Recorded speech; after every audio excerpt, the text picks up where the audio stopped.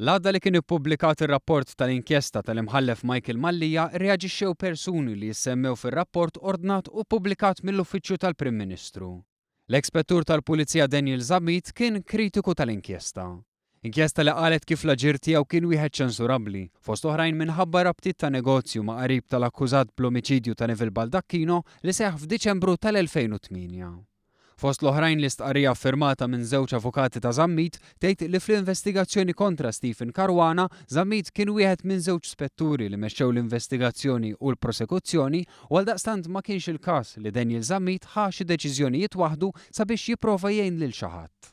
Complaint qal li kien hemm inkjesta maġisterjali u li fil-prosekuzzjoni l-Avukat Ġenerali kien involut kif jitlob il-kodiċi kriminali.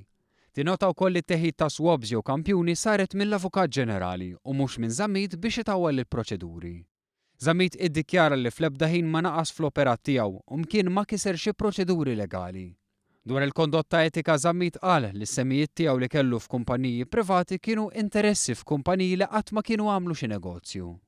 Min-naħa tiegħu Hugo Ketkuti permezz tal-avukat tiegħu b'referenza partikolari għal kummenti li saru mill-imħallef Mallija qal li dawn huma barra minn lokom bla bażi u malafamanti. L-imħallef Mallija iddeskriva l-Ketkuti bħala bniedem b'karattru dubjuż. Fl-istqarrija nnotat li l-annotazzjonijiet fil-fedina penali ta' Hugo Ketkuti jirrigwardaw storbju ta' mużika u kwistjonijiet oħra relatati mal-ġestjoni tal-istabilimenti tiegħu f'Paċeville.